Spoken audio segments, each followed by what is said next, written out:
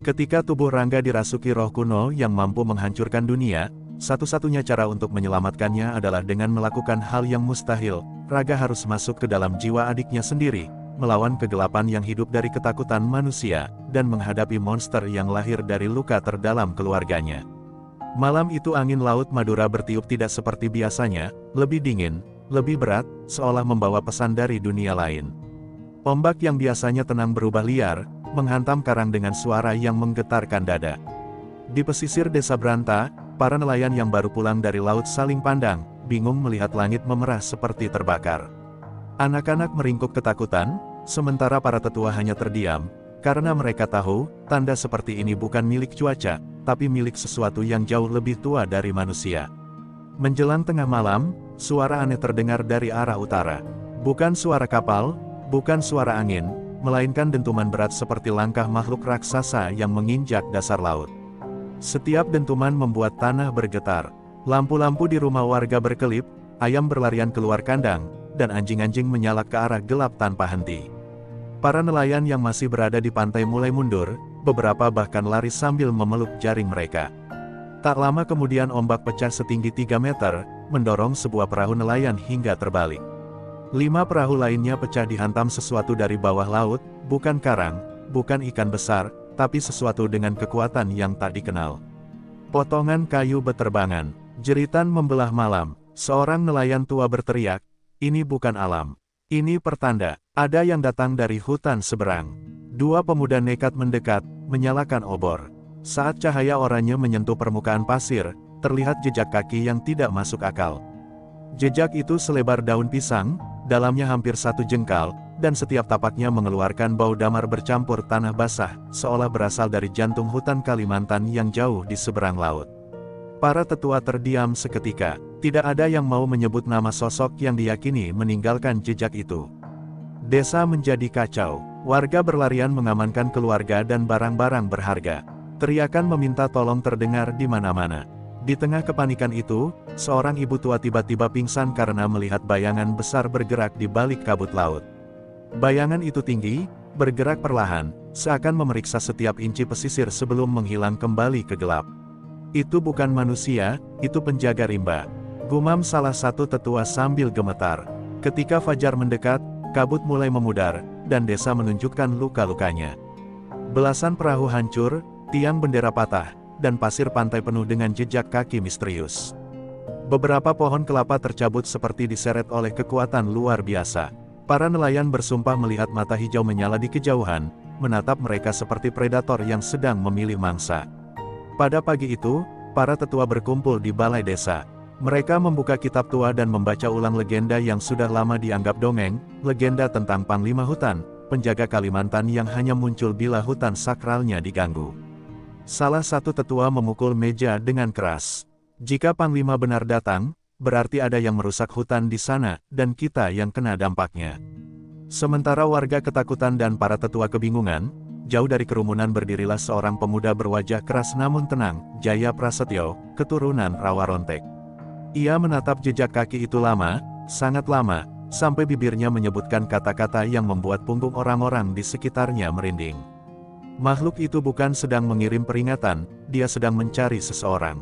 Pagi itu, setelah seluruh desa tertutupi kecemasan, Jaya Prasetyo berjalan sendirian ke pesisir yang hancur. Ombak masih meninggalkan buih tebal, seolah laut enggan menelan kembali apapun yang telah terjadi malam tadi. Jaya berjongkok, menyentuh jejak kaki raksasa yang mengeras di pasir. Dari aromanya, paduan damar, tanah lembab, dan asap ritual, ia tahu ini bukan makhluk biasa. Ada energi tua, liar, dan sangat marah. Wajah Jaya mengeras. Ia memahami bahwa kedatangan makhluk itu pasti berkaitan dengan garis keturunannya dan sumpah leluhur yang belum lunas. Para warga berusaha menjaga jarak darinya, bukan karena takut, tetapi karena mereka tahu siapa Jaya sebenarnya. Keluarga Jaya adalah satu-satunya yang mewarisi ilmu Rawarontek, kebangkitan hidup yang hanya dimiliki segelintir manusia pilihan. Ilmu itu berbahaya, seseorang bisa hidup kembali berkali-kali, tetapi setiap kebangkitan mengikis batas antara ruh dan tubuh. Namun malam tadi, melihat kehancuran itu, Jaya merasakan bahwa waktunya untuk memikul warisan itu telah tiba. Setelah memastikan warga aman, Jaya pulang ke rumahnya yang sederhana. Di sana, ia membuka peti kayu tua yang hanya dibuka ketika keadaan benar-benar genting. Di dalamnya terdapat celurit warisan leluhurnya, bilahnya hitam pekat, tidak berkarat meski ratusan tahun, seolah logam itu menolak mati seperti pemiliknya. Jaya mengusap permukaannya pelan, bilah itu bergetar ringan, seperti mengenali tuannya. Sudah saatnya, bisiknya. Namun sebelum melakukan sesuatu, Jaya pergi ke pesarian leluhur di bukit kecil belakang desa. Di dalam gubuk kayu tua itu, suasana jauh lebih dingin dari luar. Aroma kemenyan mengambang tipis. Jaya duduk bersila, memejamkan mata, dan mulai membaca mantra rawa rontek. Tubuhnya mulai terasa berat seakan ditarik kedua alam berbeda. Ketika mantranya mencapai titik puncak, lantai gubuk bergetar, dan di balik kelopak matanya muncul kilatan cahaya merah tua. Dalam penglihatan itu, Jaya melihat sebuah hutan raksasa, pohon-pohonnya menjulang seperti pilar langit. Di tengahnya berdiri sosok bertubuh besar, mengenakan topeng kayu ukiran Dayak, dengan mandau bercahaya hijau di tangan. Mata sosok itu memandang Jaya dengan amarah yang tidak hanya berasal dari diri sendiri, ada sesuatu yang mengendalikannya, mengganggu pikirannya. Lalu suara seperti guru menggelegar memenuhi ruang batin Jaya. Hutan telah dijarah, keseimbangan hancur. Kau, manusia rawa rontek, bagian dari semua ini. Jaya tersentak bangun, napasnya memburu, keringat mengalir di wajahnya. Penglihatan itu terlalu jelas untuk disebut mimpi. Ia tahu Panglima Hutan benar-benar bangkit dan percaya bahwa Madura adalah penyebab kekacauan tersebut. Namun satu hal yang lebih menakutkan mengusik hatinya, kenapa Panglima menyebut rawa rontek. Seolah ada hubungan tersembunyi antara leluhur Madura dan hutan Kalimantan yang tidak pernah diceritakan kepada generasi sekarang. Saat matahari mulai condong ke barat, Jaya keluar dari pesarian dengan langkah mantap. Ia menatap laut seakan sedang menantang sesuatu di seberang sana. Desa mungkin dilanda ketakutan, tetapi ia tidak berhak gentar. Sebab darah rawa rontek yang mengalir di tubuhnya telah menetapkan takdirnya sejak lahir, melindungi tanah kelahirannya dari ancaman apapun, bahkan dari makhluk yang tidak bisa mati seperti dirinya. Dengan celurit warisan di pinggang dan tekad yang mengeras seperti baja, Jaya membuat keputusan besar. Malam ini juga, ia akan memulai perjalanan menuju Kalimantan untuk mencari kebenaran. Sebab ia tahu, jika Panglima Hutan salah paham dan menganggap Madura sebagai musuh, bencana yang lebih besar akan datang. Dan Jaya, mau tidak mau, harus menjadi perisai yang berdiri di antara dua dunia. Senja itu langit Madura berubah menjadi kelabu pucat, seolah alam ikut merasa gelisah atas keputusan Jaya. Angin yang biasanya hangat kini menusuk seperti peringatan. Jaya, berdiri di tepi pantai dengan celurit rawa rontek terselip di pinggang, memandangi garis laut yang membentang menuju Kalimantan. Namun sebelum menyeberang, ia tahu ia harus mengerti lebih dalam tentang penglihatan yang muncul dari pesarian leluhur. Ada sesuatu yang masih disembunyikan oleh masa lalu. Tetua desa bernama Kiai Masduki menghampirinya pelan, membawa tongkat bambu tua. Jaya, semalam aku juga bermimpi, katanya dengan suara bergetar. Aku melihat hutan raksasa yang menangis. Pohon-pohon tumbang, tanah terbakar, dan suara mandau yang berbunyi seperti tangisan. Semua itu pertanda, cucuku. Kau harus berhati-hati. Jaya menunduk hormat, tetapi ia tahu mimpi sang tetua hanyalah permukaan dari badai yang lebih besar. Untuk mencari jawaban yang lebih pasti, Jaya kembali ke pesarian, kali ini membawa dupa dan sesajen. Ia duduk bersila di tengah ruangan, menyalakan api kecil, dan mulai membaca mantra rawa rontek yang lebih dalam, mantra yang hanya dibuka ketika seseorang hendak menantang nasibnya sendiri. Ruangan tiba-tiba gelap, meski matahari masih bersinar di luar. Udara menebal seperti kabut hitam yang hidup. Dalam hitungan detik, Jaya merasakan tubuhnya ringan, seakan melayang keluar dari raganya. Ia memasuki ruang batin yang lebih dalam daripada sebelumnya. Di sana, muncul cahaya merah berputar, lalu berubah menjadi cincin api yang mengelilinginya. Dari dalam lingkaran itu, sosok bayangan muncul, dengan wajah samar, namun auranya kuat seperti gunung yang sedang bangkit. Itu adalah roh leluhur rawa rontek, Pangeran Truno. Pangeran Truno berbicara dengan suara yang bergema seperti banyak suara dalam satu napas. Jaya, hutan di seberang telah ternodai. Panglima yang kau lihat bukan bangkit karena kehendaknya. Ia dibangkitkan oleh ilmu hitam manusia. Tapi ingat, rawa rontek dan Panglima pernah terikat sumpah lama, sumpah yang tak pernah diselesaikan. Kau harus menuntaskan itu. Jaya terdiam. Sumpah lama, tak pernah sekalipun leluhur menceritakan bahwa Rawa Rontek memiliki hubungan dengan penjaga hutan Kalimantan. Sebelum ia bisa bertanya, penglihatan lain muncul, seorang pria berpakaian hitam sedang melakukan ritual di tengah hutan, memukul gong dari tengkorak dan menebarkan serbuk aneh ke akar pohon raksasa.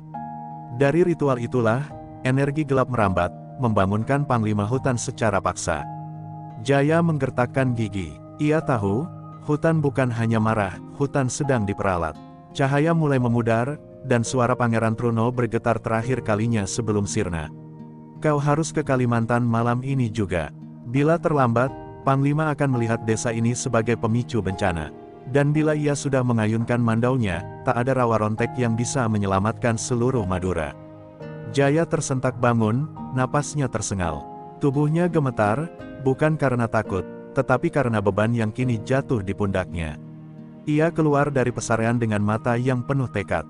Malam itu, angin timur bertiup lebih kencang, seolah memanggilnya. Dengan langkah mantap, Jaya menuju dermaga, bersiap menyeberangi laut menuju jantung hutan Kalimantan, tempat semua misteri akan terungkap.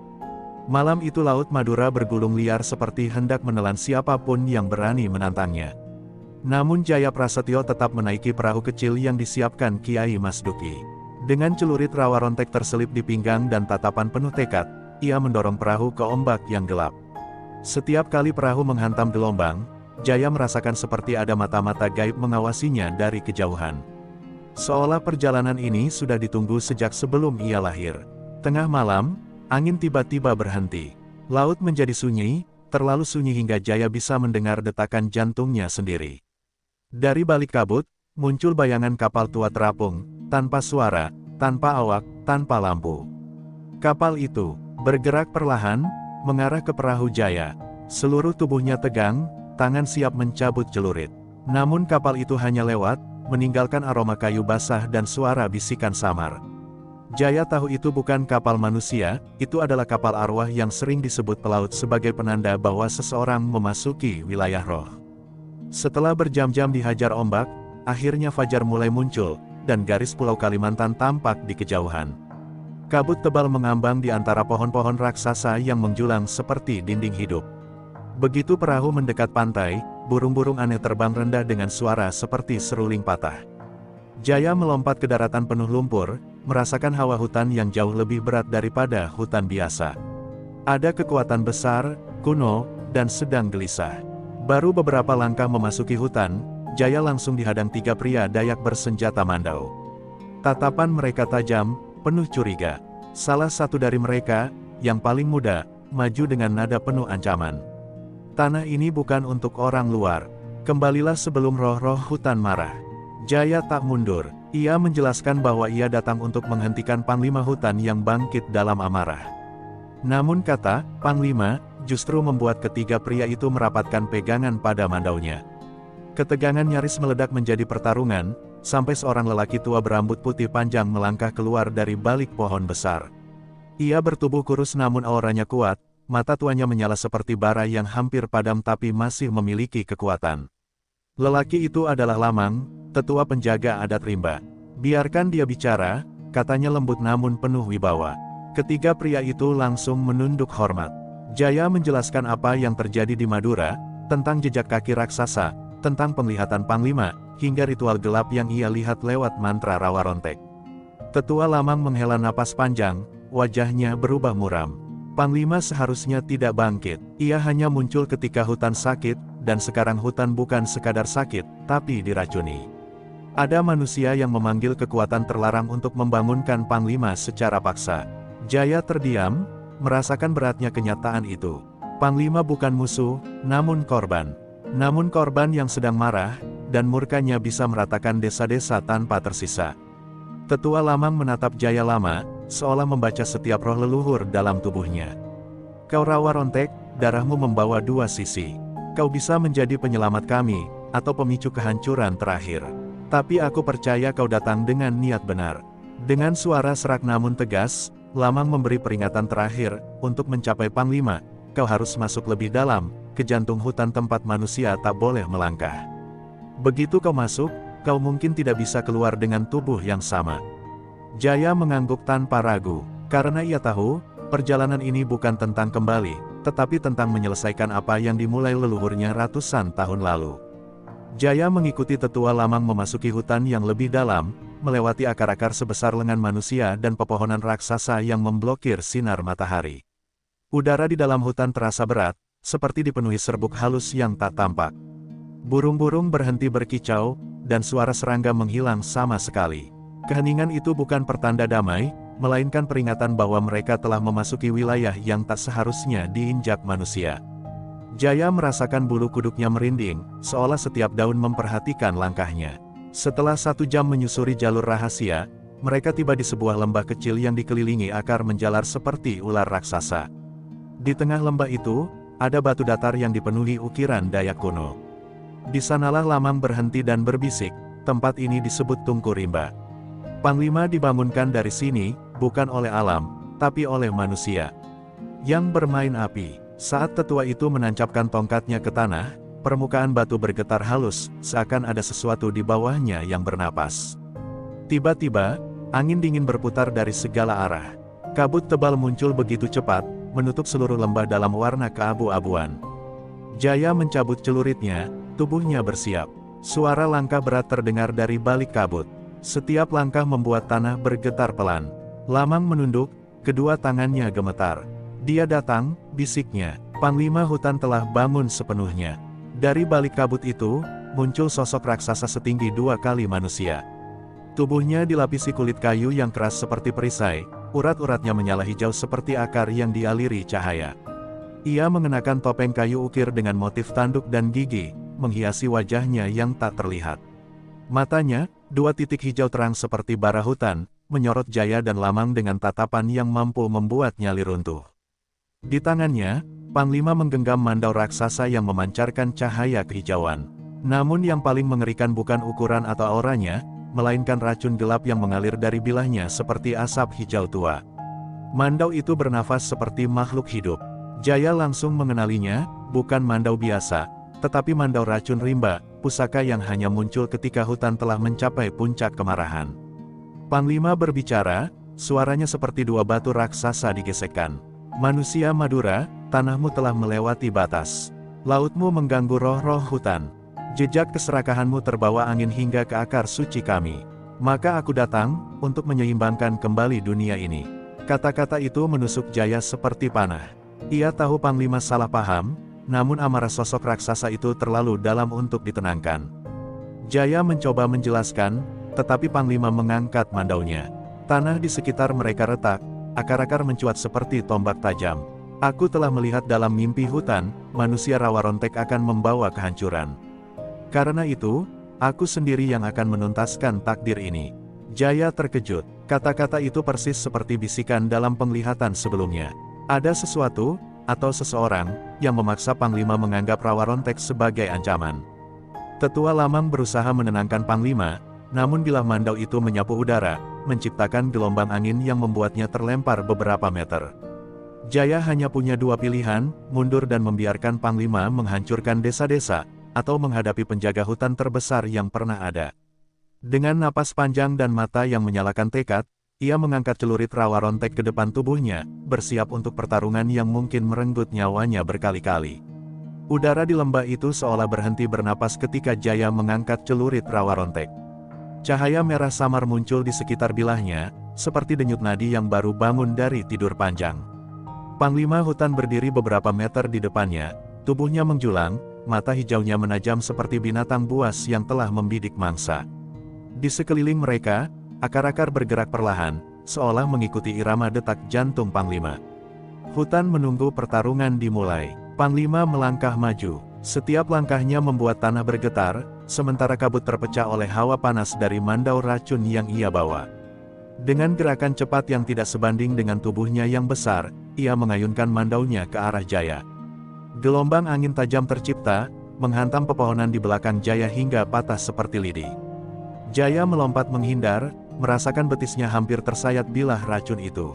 Jika terkena langsung, bahkan rawa rontek mungkin tidak akan mampu menyelamatkannya. Jaya membalas dengan serangan cepat, celuritnya menebas udara dengan kilat merah. Namun saat bilah itu mengenai lengan Panglima, hanya percikan api yang muncul. Kulit kayu raksasa itu lebih keras dari baja. Jaya tersentak, belum sempat mundur ketika tangan Panglima yang sebesar balok menghantam dadanya. Tubuhnya terpental 5 meter dan menghantam akar raksasa. Napasnya terenggal, tulangnya retak, pandangan berkunang. Namun dalam hitungan detik, luka itu menutup perlahan, dan Jaya berdiri kembali. Panglima mengerang, suaranya kasar. Ilmu yang menipu kematian, kau bukan manusia biasa. Pertarungan berlanjut semakin brutal. Mandau rimba menghajar tanah dan menciptakan lubang-lubang besar. Celurit rawa rontek menari cepat seperti kilatan petir merah. Jaya beberapa kali terkena hantaman, tubuhnya patah dalam hitungan detik, namun selalu bangkit kembali. Setiap kali ia bangun, cahaya rawa rontek semakin terang, seolah ilmunya merespon bahaya yang makin besar. Tapi kebangkitan itu tidak gratis. Jaya merasakan kepalanya berputar, nyawanya seakan ditarik keluar sedikit demi sedikit. Di sisi lain, Panglima juga semakin ganas. Amarahnya membuat akar-akar di tanah hidup, melilit Jaya dari segala arah. Akar setebal pergelangan tangan menjerat kakinya, menariknya ke tanah seperti hendak menelannya. Panglima mengangkat mandau tinggi, bersiap menghabisi Jaya dalam satu tebasan. Pada detik terakhir, Jaya berteriak dan memaksa tubuhnya meledakkan energi rawa rontek. Cahaya merah menyambar, memutuskan akar-akar itu dan membuat Panglima mundur selangkah. Namun kekuatan itu menghabiskan banyak energi. Jaya jatuh tersungkur, napasnya megap-megap. Panglima menatapnya dengan campuran kagum dan marah. Kau kuat, rawa rontek, tapi kekuatanmu bukan tandingan alam yang terluka.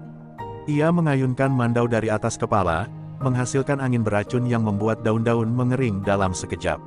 Serangan itu menghantam Jaya, menghancurkan tulang-tulangnya, membuat tubuhnya terpelanting dan terbanting keras ke tanah. Untuk sesaat, dunia menjadi gelap. Jantung Jaya berhenti, napasnya hilang. Seolah semuanya berakhir dalam satu tebasan. Namun beberapa detik kemudian, mata Jaya terbuka. Tubuhnya menyala merah. Ia bangkit perlahan, meski darah masih menetes dari bibirnya. Panglima terpaku. Untuk pertama kalinya dalam ratusan tahun, ia melihat manusia yang menolak kematian secara langsung. Kau melawan takdirmu sendiri, gumamnya pelan, antara kaget dan murka. Dengan suara serak, Jaya menjawab, aku tidak melawan takdir, aku menjalankan sumpah leluhurku. Dan dengan itu, gelombang aura rawa rontek meledak dari tubuhnya, menerangi hutan gelap itu seperti api abadi, pertanda bahwa pertarungan mereka baru saja memasuki babak paling berbahaya. Malam di jantung hutan Kalimantan berubah mencekam. Angin yang tadi lembut kini membawa hawa dingin yang menusuk tulang, seolah ada sesuatu yang tak kasat mata sedang mengintai setiap langkah Raga Jati dan rombongannya. Cahaya obor yang mereka bawa bergetar ditiup angin, menciptakan bayang-bayang panjang di antara pepohonan raksasa. Raga merasakan firasat buruk, sesuatu yang lebih berbahaya dari sekadar perang antar ilmu, sesuatu yang berasal dari dalam barisan mereka sendiri. Sementara itu, Rangga yang berjalan paling belakang tampak gelisah. Tatapannya tak fokus, langkahnya sering terhenti seakan ia mendengar bisikan dari kegelapan. Raga beberapa kali menoleh, memerhatikannya, namun setiap kali ditanya, Rangga hanya tersenyum tipis, tidak apa-apa, Kakang, hanya lelah. Namun Raga tahu itu bukan lelah biasa, ada perubahan pada adiknya, sesuatu yang membuat jantungnya tak tenang. Ketika rombongan tiba di sebuah area lapang yang dipenuhi akar-akar menjalar, tiba-tiba tanah di bawah mereka bergetar. Dari balik pepohonan, muncul siluet-siluet hitam berkelebat cepat. Mereka bukan pasukan Panglima Hutan, bukan pula makhluk hutan yang selama ini mereka lawan. Tubuh-tubuh itu kurus, memanjang, bergerak seperti bayangan tanpa bentuk. Ki Surawisesa langsung berdiri di depan, kedua matanya menyala merah. Ini bukan makhluk alam, ini ilmu hitam yang dipaksa bangkit.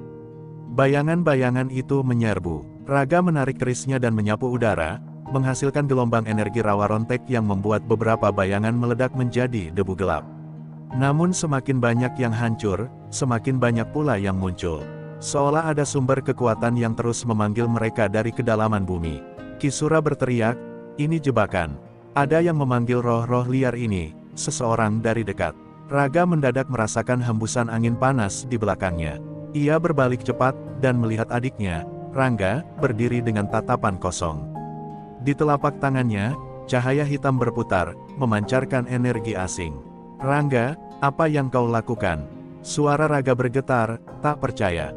Tapi Rangga hanya tersenyum, senyum yang bukan miliknya.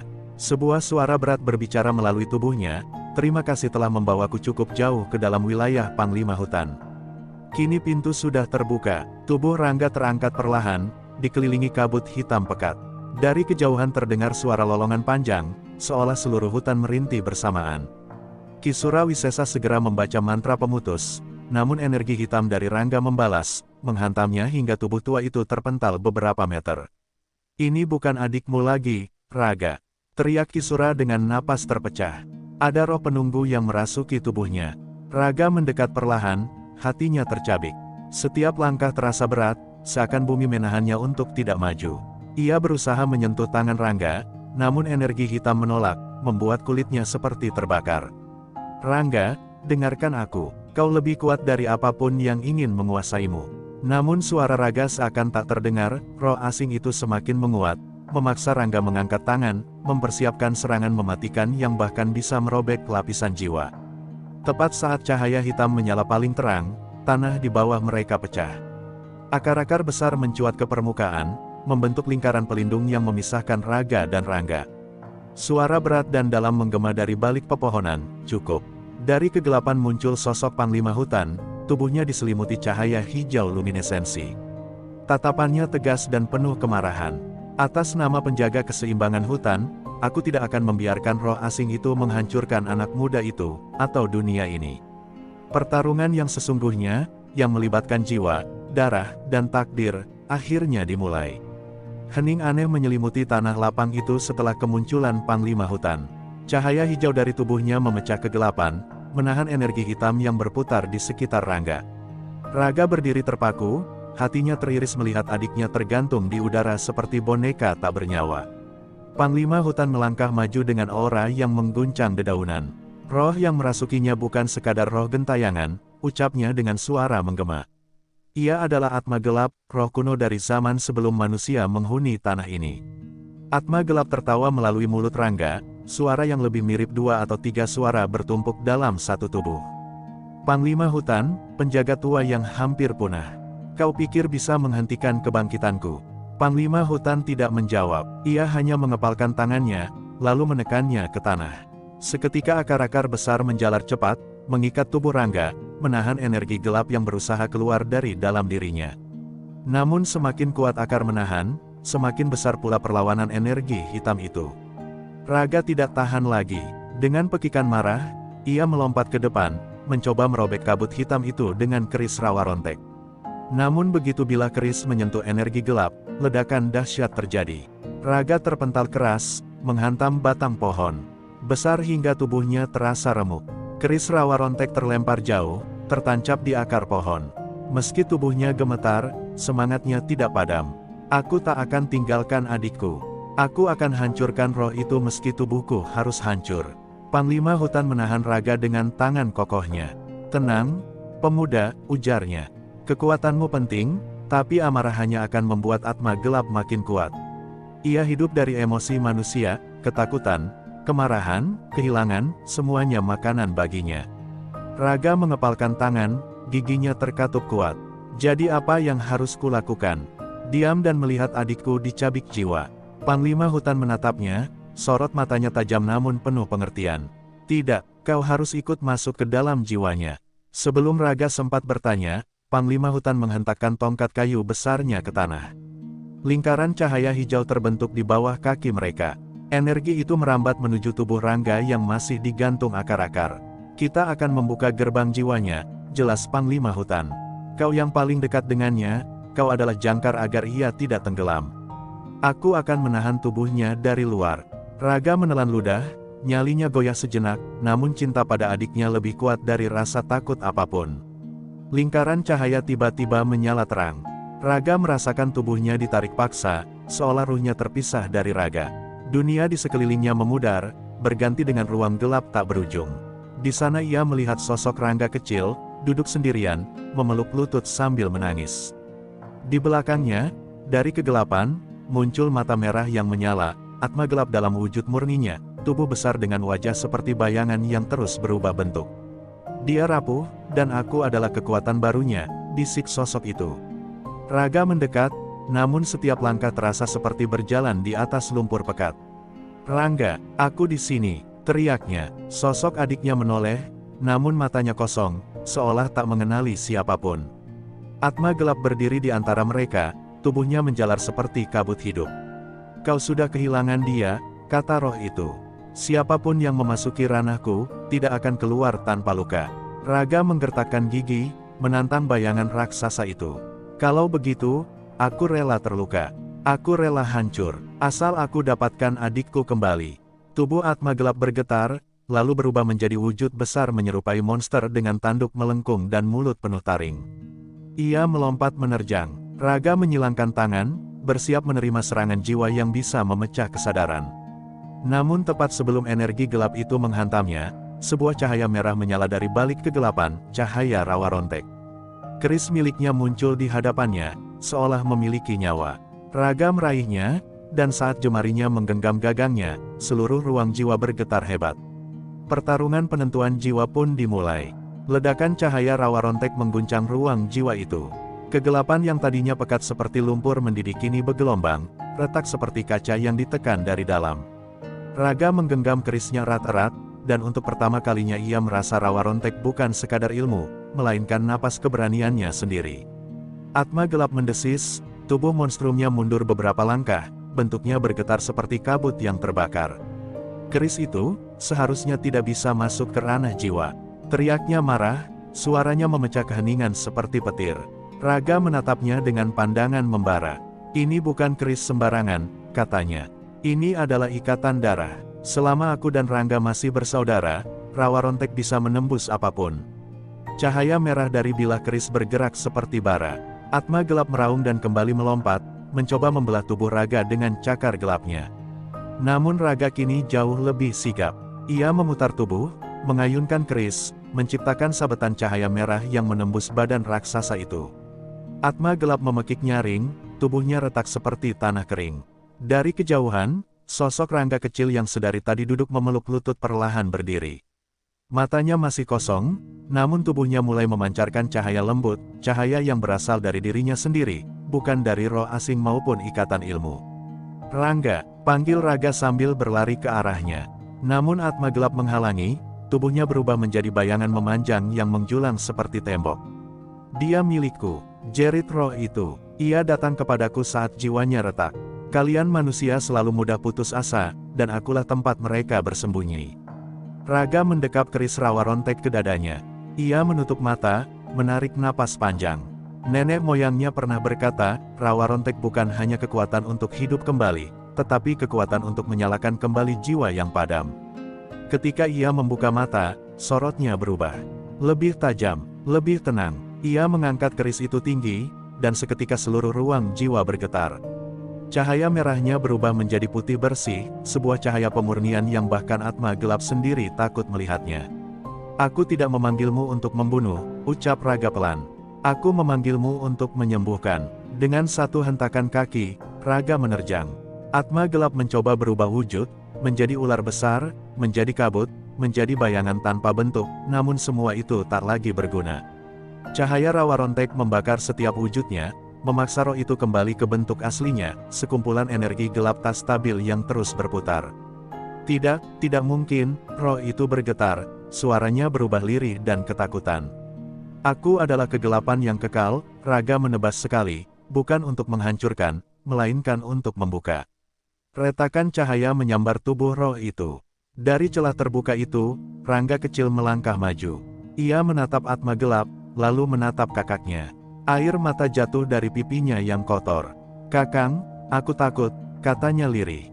Raga tersenyum, senyum yang penuh luka, tetapi juga penuh cinta. "Aku tahu, tak apa takut, Le, selama kau tidak menyerahkan dirimu pada ketakutan itu." Ia meraih tangan adiknya, menariknya keluar dari pusaran gelap yang selama ini menahannya.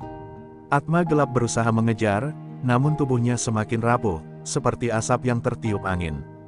Ketika tangan kakak adik itu saling menggenggam, seluruh ruang jiwa pecah menjadi cahaya yang menyilaukan. Cahaya itu melahap kegelapan, menghapus Atma gelap hingga tidak meninggalkan apapun kecuali hembusan dingin yang perlahan sirna. Dunia jiwa Rangga bergetar hebat sebelum akhirnya runtuh. Raga merasakan tubuhnya ditarik keluar dengan sangat kuat, seperti diseret oleh arus sungai. Suara Panglima Hutan terdengar samar dari kejauhan, "Kembali, kalian berdua, kembali." Raga membuka mata, ia kembali di dunia nyata, di tengah hutan yang diterangi cahaya hijau Panglima Hutan. Rangga terbaring di tanah, napasnya terengah, tetapi matanya kini jernih, tak lagi dikuasai kegelapan. Raga langsung memeluknya erat, air mata jatuh tanpa ia sadari. Panglima Hutan menghela napas lega. "Kalian telah melakukan apa yang bahkan banyak penjaga tua tidak mampu lakukan," katanya. "Atma gelap telah musnah, namun perjalanan kalian belum selesai." Raga berdiri, memandang langit malam yang perlahan cerah. Perang mungkin belum berakhir, tapi untuk pertama kalinya, harapan kembali menyala.